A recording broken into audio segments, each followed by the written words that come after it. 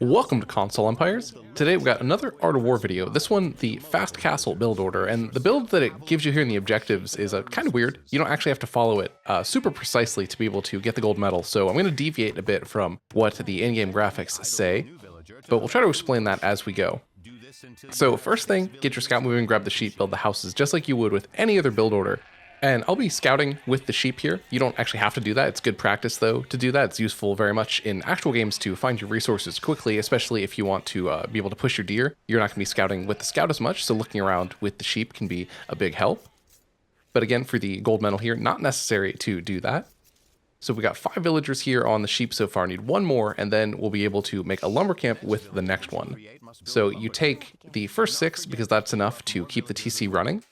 And the goal here and any Dark Age is to have the TC running as constantly as possible. So in my build here in the demo, I actually have 1 second of idle TC that we click up to the next stage at 10:01. And for 27 population, the perfect time would be 10.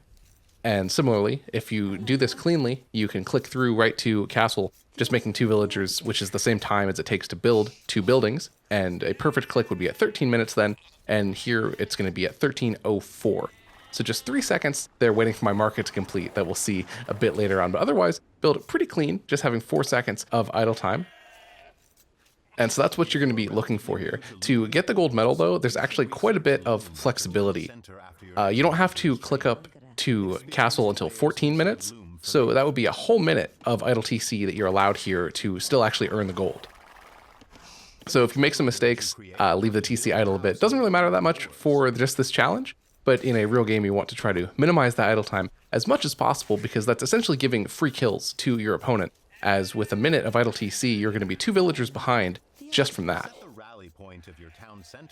So here we've got sent the first 6 to sheep, then the next 4 to wood. We're playing as Celts here who get a wood chopping bonus. So especially later on when it tells you to build a second lumber camp here is a bit overkill for what we're trying to do, as you'll end up floating a whole bunch of extra wood that you don't need. And why that matters is that villager time could have been spent gathering food or gold or building things, basically giving you more power to be able to attack your enemy with, get a bigger army out sooner, more upgrades, whatever else you might need to do, that the resources sitting in the bank are not really doing you anything. It's just essentially a waste. It's almost as bad as actually just having idle time, villagers not working or TCs not producing, if you've got resources that you're not spending. Because then even if it's almost like you waste the effort that you put into executing a clean build if you then don't spend the resources as soon as you get them. So we've got 4 on wood here. It's going to be plenty to get through our Dark Age, set us up for the fast castle build. And the next thing we're going to want to do is bring in that boar. So it tells you to bring in the second boar almost immediately. It's better to wait a moment so that the second boar comes in as the first one is expiring. The boar decays super fast. All of the killable animals decay, they lose some food almost as if there's like a ghost villager stealing at the same rate as your villagers are harvesting. They are different rates though. The sheep and the deer decay fairly slowly. The boar decays much faster. The boar though it's a bunch of free food. You don't have to spend wood on farms to grab it, and it collects quickly, especially if you're a civilization like Mongols with a hunting bonus. But either way, taking both boars every game, the way to go. And I'm trying to push some deer here. It's not going super great. I do eventually get 2 of them in. And if you want to see a guide on pushing deer with controller, I'll put up a link for that video also. As we're going to bring in the second boar now, first one running out, you can see on the gauge there, the deer gets away from me. It's pretty tricky to lure the boars and the deer at the same time. With a bit of practice though, lots of players are able to do that. I'm not the fastest player in the world, especially even on controllers, not quite as nimble, agile as playing keyboard and mouse. So going back here, take 2 on the deer, see if we can get one the next time. And once we get to this stage, food's pretty well rolling. You don't have to micro the villagers as much. Before this, though, when you got the first boar in, sometimes you have to do a force drop to make sure, especially if you're playing as Aztecs, as they carry more. But to keep the TC running, you can't just let the villagers drop off when their hands are full. If you're about to spawn the next villager and don't have yet 50 food to create a new one, you can just grab those villagers, task them to the TC, and shift back to the animal they were collecting. For sheep, you want to do it that way so they don't split up and you increase decay by harvesting multiple at once. If everyone's on the boar, you can actually just use the site menu, just hover over the TC and then press RT. And the bottom option there will actually give you a one-click option to get the villagers to drop off the food and go back to work. So a lot faster. A good way to save yourself an action when playing on controller where the speed can be a bit limited. But if you do take advantage of all those shortcuts that are available, the gameplay overall is really fluid. For the most part, though, it's actually possible to be about as fast on either input device. For me, a couple games that I've looked at in Capture Age, my EAPM is the same, regardless of controller or keyboard and mouse. Though some tasks, like we're working on the deer here, it is a bit easier to push the deer on PC, mostly the multitasking aspect of it, because it's easier to more quickly snap around the map to like look back and forth when you're trying to do multiple things at once. But almost finished with our Dark Age here. You send the last couple villagers to gold. You need to have 3, and I just send 2 and then have to move 1, because actually the prompt here in the Art of War voiceover reminds you to send 3 after the point when you would have already started queuing the villagers to go there, and I already had Loom in the queue at that point.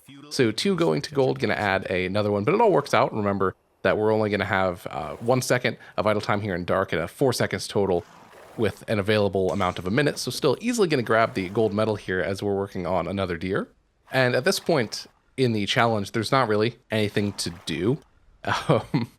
You see, we just clicked and already have more than enough wood to be able to make our market and blacksmith. So continuing to practice pushing the deer, a good use of your time here. You could go grab a coffee. In a real match, you'd want to be maybe scouting your opponent if you had already finished the deer or elected to not push all of them. But so this big amount of resources that we're going to have is part of why newer builds, you go up more on like 23, 24, especially if you're a civ with a good early eco bonus. Because if you execute those cleanly, microing your villagers, no idle time and all that, pushing in a deer or 2, you end up with enough resources to make the 2 villagers in feudal and go straight to castle without having to spend as much time in the Dark Age, getting you access to those more powerful Castle Age units that much more quickly. And given how fast those builds are, I feel like for like low and mid level players, you can actually even be really greedy and just go for a fast castle even on open maps. You'd never see pro players do that, as the tolerances are way too tight, is one way to put it. But if you go for a 23 pop, do that with no idle time, you get to castle at 14 minutes, which is going to be just about when a rush might even be starting to hit you, as your opponent went for maybe 21, 22 population into feudal to go for scouts or archers or something. You might be able to get away with just playing defense a bit, getting some knights out, and cleaning up what would have been that feudal age pressure, as you'll be up so much more quickly than your opponent might have expected. And we've even been seeing some examples of a similar execution with like the you-putting market abuse kind of Sicilian strategies, but the timing you can achieve with a generic build is actually fairly similar. So just waiting on our market to complete here so we can click to Castle Age, and there we go. There's the gold medal on controller in the second Art of War challenge, how to do a fast castle build order. And as far as our series here with the Art of War on controller, there's just going to be 2 of these, maybe only 1 remaining. I don't know if I'm going to do the naval battle because I really don't find water fights fun. But if this series has been helping you improve your game and grab some gold medals, don't forget to like and subscribe. See you next time.